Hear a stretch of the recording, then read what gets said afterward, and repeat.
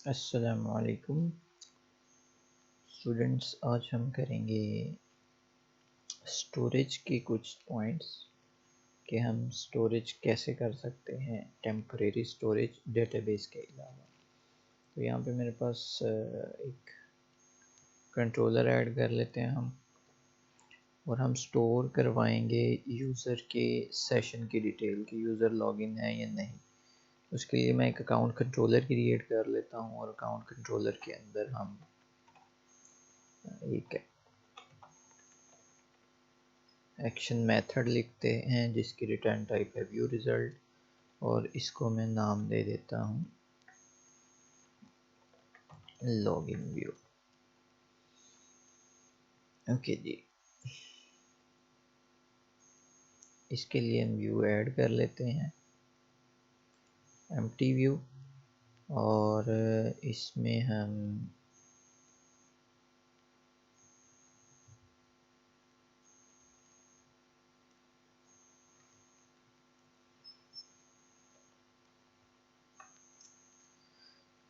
Login का code डाल देते हैं, या बूटस्ट्रैप W3 स्कूल से उठा के बूटस्ट्रैप 4, यहाँ से हम फॉर्म में चले जाते हैं और ये कोड उठा लेते हैं। ओके जी,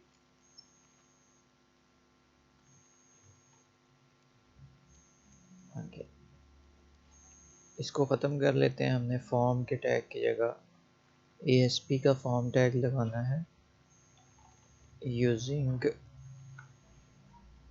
HTML begin फॉर्म, और begin फॉर्म में हम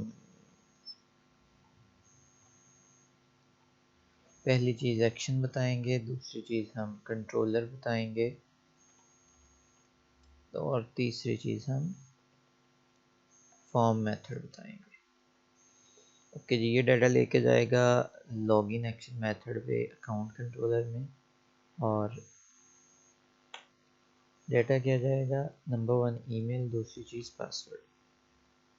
अकाउंट कंट्रोलर में इसके लिए मैं एक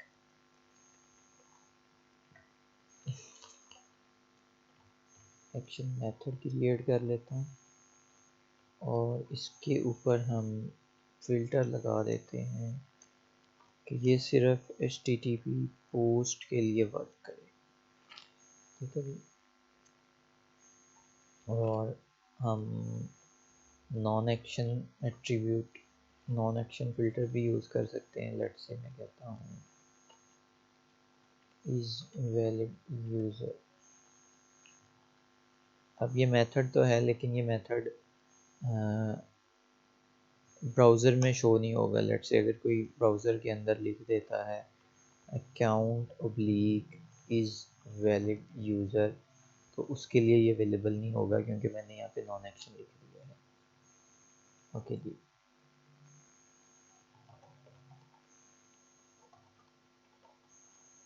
यहाँ पे आप डेटाबेस की लॉजिक लगा सकते हैं कि वैलिड यूज़र है या नहीं है। मैं यहाँ पे ट्रू रिटर्न कर देता हूँ अभी, और यहाँ पे मैं चेक कर लेता हूँ क्योंकि ये पोस्ट है, और पोस्ट में मैं दो चीज़ें यूज़र से ले रहा हूँ, पहली ईमेल, दूसरी पासवर्ड। तो यहाँ पे मैं चेक कर लेता हूँ if email is equals to admin@gmail.com and password is equals to admin, और फिर हम यहाँ पे रिटर्न करवा देते हैं व्यू। ठीक है जी, अच्छा, हम यहाँ पे रिटर्न की जगह हम रीडायरेक्ट भी करवा सकते हैं। ठीक है जी, रीडायरेक्ट टू स्पेसिफिक एक्शन, ये भी हमने रिटर्न टाइप पढ़ी थी कि हम अगर यहाँ पे देखें रीडायरेक्ट टू एक्शन, कि हम रीडायरेक्शन भी कर सकते हैं, रीडायरेक्ट टू व्यू। ओके, यहाँ पे हमने बताना है कि जनाब किस एक्शन पे आपने रीडायरेक्ट करवाना है, एक्शन नहीं। एक्शन नेम में कह देता हूँ लेट्स से होम या इंडेक्स। फिर हम बता सकते हैं कि हमारे कंट्रोलर का क्या नाम है, और अगर हमारे पास कोई राउट वैल्यूज़ हैं तो हम राउट वैल्यूज़ यहाँ पे पास कर सकते हैं। राउट वैल्यूज़ लेट्स से आईडी कोई पास करना है, कोई आपने स्ट्रिंग कोई मैसेज पास करना है।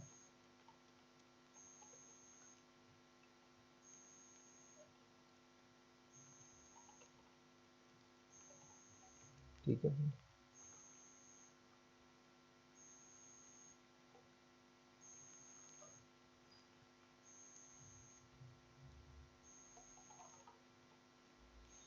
ओके जी, अब यहाँ पे हमने ये रिमेंबर रखना है कि यूज़र लॉगिन हो गया है तो दोबारा से लॉगिन ना करें उसको। लॉगिन करने के बाद हम उसको स्पेसिफिक चीज़ें दिखा सकें। इसके लिए हम सेशन वेरिएबल्स को यूज़ कर सकते हैं। सेशन वेरिएबल्स सर्वर साइड पे स्टोर होते हैं, और इसके लिए ये सेशन जो है कीवर्ड यूज़ करते हैं, और इसके अंदर हम ये एक डिक्शनरी टाइप ऑब्जेक्ट है, हम इसमें ऑब्जेक्ट स्टोर करवा सकते हैं जितने मर्जी। लेट्स मैं कहता हूँ इज़ लॉगिन, मैंने इसमें स्टोर करवाना है, तो ये वेरिएबल बन गया और इसके अंदर मैं स्टोर करवा देता हूँ ट्रू।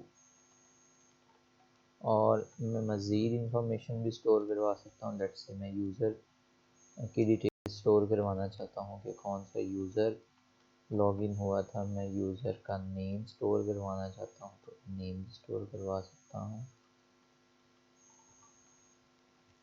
ओके,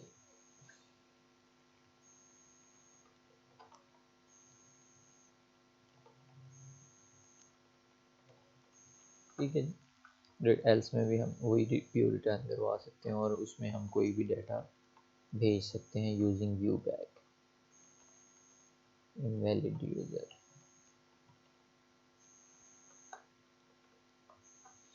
ओके जी, तो ये जो है कीवर्ड, ये हम सेशन क्रिएट करें, टेम्परेरी स्टोरेज बन रही है हमारी। ओके, और इसको चेक करते हैं हम। Login view in browser.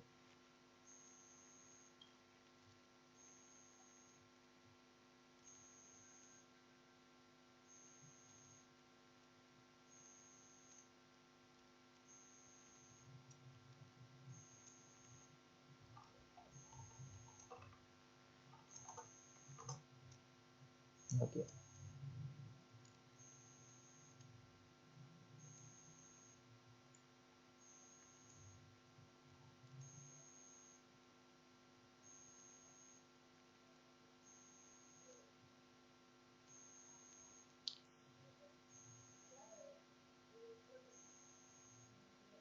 Login to. Okay, इसको रन कर लेते हैं और हम ब्रेक पॉइंट लगा लेते हैं कि हमारी रिक्वेस्ट यहाँ पे आ गई है या नहीं। ओके, ओके जी, रिक्वेस्ट आ गई, हमारा सेशन वेरिएबल क्रिएट हो गया, हम रीडायरेक्ट होके हमारा पेज आ गया जो भी पेज था। अब इसके ऊपर मैंने कुछ लॉजिक लगाई हुई है कि लॉग आउट जो है वो हमने करना है, और उसका कोई नेम भी मैंने प्रिंट करवाया है। तो ये किस तरह से करवाना है, ये सेम चीज़ जो हम यहाँ पे यूज़ कर रहे हैं, यही चीज़ हम व्यू पे भी यूज़ कर सकते हैं। किस तरह से व्यू पे यूज़ करेंगे, ये देखें, यहाँ पे मैंने चेक किया हुआ सेशन में वैल्यू अवेलेबल है और वो ट्रू है या नहीं है। अगर वो ट्रू है तो फिर उनको स्पेसिफिक मेन्यूज़ नज़र आएंगे, अदरवाइज मेन्यूज़ नज़र नहीं आएंगे। और यहाँ पे मैंने सिर्फ यूज़र की ईमेल जो मैंने स्टोर करवाई है वो डिस्प्ले करवाई है। ओके, और इन अगर ये नहीं है, सेशन एग्जिस्ट नहीं करता, तो फिर क्या करना है, फिर उसको लॉगिन का बटन दिखाना है। अभी के लिए ये अप्रोच बेहतर है, हमें पता चल जाएगा किस तरह से सेशन मेंटेन होते हैं, लेकिन इसके लिए माइक्रोसॉफ्ट की आइडेंटिटी अवेलेबल है जो कि यूज़र की रजिस्ट्रेशन और लॉगिन के सारे प्रोसेस उसके अंदर हैं। रोल बेस्ड ऑथेंटिकेशन उसमें इम्प्लीमेंट ऑलरेडी है, उसको भी यूज़ किया जा सकता है, लेकिन समझने के लिए ये ही बेहतर है कि आपको पता हो कि सेशन किस तरह से मेंटेन होता है। ओके जी, अब लॉग आउट का भी कोड लिख लेते हैं। अगर आपने लॉग आउट करना है तो अकाउंट कंट्रोलर में एक लॉग आउट का मेथड लिख लेते हैं, public action user log out. Session variable को क्या करें, जो आपने बनाया है इज लॉगिन, उसको आप नल कर दें। दूसरा जो आपने सेशन वेरिएबल बनाया है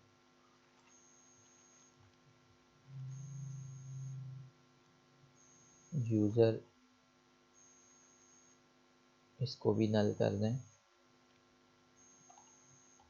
और जो आपने तीसरा यूज़र नेम का बनाया है सेशन, इसको भी नल कर दें।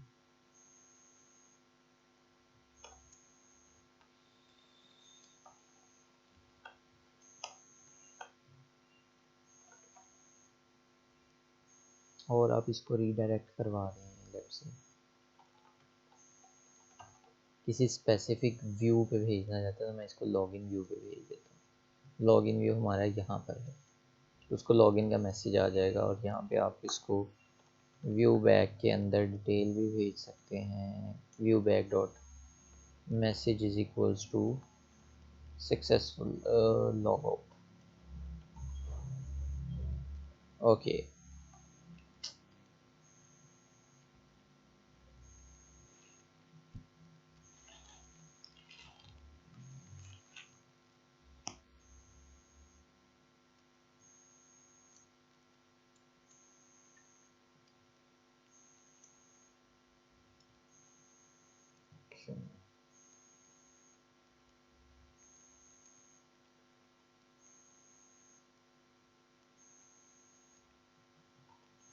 अकाउंट कंट्रोलर है।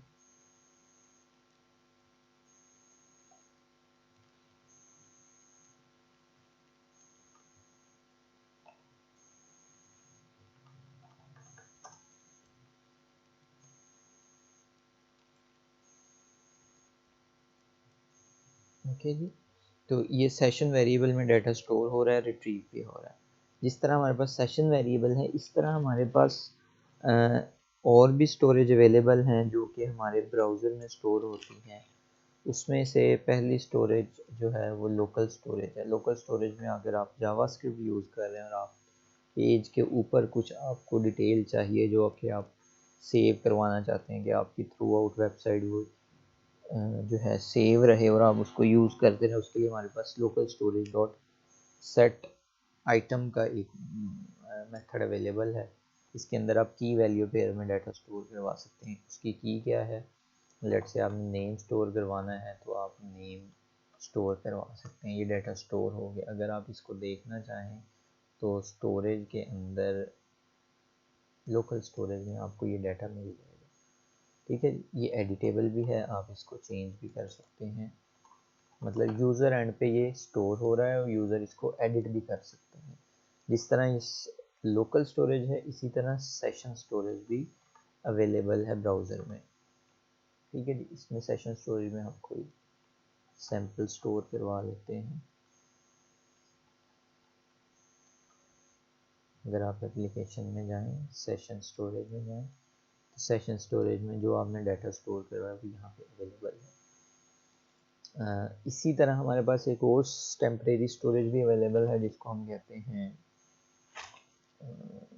कुकीज़। और कुकीज़ अगर आपने सेव करवानी, लेट्स से जहाँ पर मैं स्टोर करवाना चाहता हूँ लास्ट लॉगिन टाइम, तो मैं कुकीज़ जो है उसका एक ऑब्जेक्ट बनाऊंगा। और कुकीज़ में भी उसी तरह की वैल्यू पेयर होगा जिस तरह हमारे पास सेशन स्टोरेज और लोकल स्टोरेज में है। इसमें आप नेम बता सकते हैं, लेट्स से आप कहते हैं जी लास्ट लॉगिन, और आप उसकी वैल्यू भी यहाँ पे बता सकते हैं, स्ट्रिंग वैल्यू जो भी है। और मैं इसको कह देता हूँ जी date time dot now dot to string और मिनट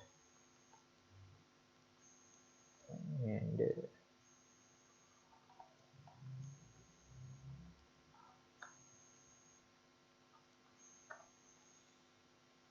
और इसको हम रिस्पॉन्स के साथ अटैच कर सकते हैं cookies dot add.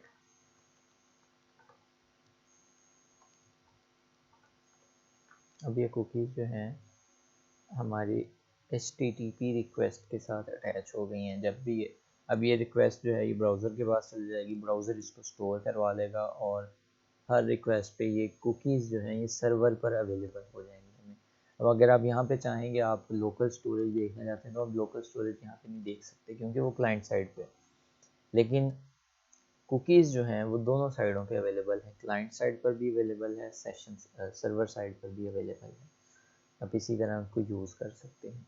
Let's say अगर मैं इसको बिल्ड करूं और मैं कुकीज़ देखना चाहूँ कि कुकीज़ हमारे ब्राउज़र में स्टोर होती हैं नहीं होती, तो उसको भी हम देखते हैं।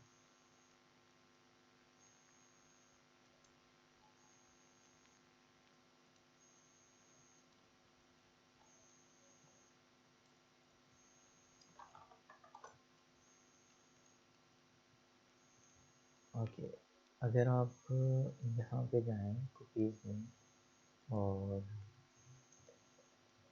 लास्ट लॉगिन, ये कुकीज़ जो भी डिटेल आपने इसमें स्टोर करवाई है वो आपको नज़र आ रही है। अगर आप इंस्पेक्ट करके एप्लीकेशन में जाएं, यहाँ पर भी कुकीज़ अवेलेबल हैं और ये आपके सेशन की कुकीज़ बनी हुई होंगी जो हमने सर्वर साइड पर अभी बनाई थी लॉगिन के बाद। तो ये कुकी स्टोर रहेगी आपके सर्वर में, सॉरी ब्राउज़र में, और HTTP रिक्वेस्ट के ज़रिए ये कम्युनिकेट होती रहेगी, आपके सर्वर को मिल जाएगी। जब भी रिक्वेस्ट जाएगी यहाँ पर इसकी वैल्यू अवेलेबल होगी। ओके, और अगर आप ये चाहते हैं कि आप क्लाइंट साइड पे कुकीज़ की वैल्यू गेट कर सकें, तो उसके लिए ये कोड है जिसमें कुकीज़ को ब्राउज़र साइड पे भी ऐड किया जा सकता है जावास्क्रिप्ट के कोड में। लेट्स से अगर मैं इसको यहाँ पे पेस्ट करूँ और मैं चाहता हूँ गेट कुकीज़ लास्ट लॉगिन, तो जो डाटा हमारा सर्वर साइड से हमने स्टोर किया था वो क्लाइंट साइड पे हमारे पास अवेलेबल है। तो ये that's all for session and cookies. और इसमें हम डिफरेंट टाइप की रिटर्न भी करवा सकते हैं। एक्शन रिज़ल्ट, जैसे कि यहाँ पे मैंने रीडायरेक्ट करवाया है, आप रीडायरेक्ट टू वेबसाइट भी कर सकते हैं। और बहुत सारी रिस्पॉन्स टाइप हमारे पास अवेलेबल है कि हम एम्प्टी रिज़ल्ट, कंटेंट रिज़ल्ट या कुछ इस तरह की कुछ चीज़ें रिटर्न करवा सकते हैं। That's all for today, thank you.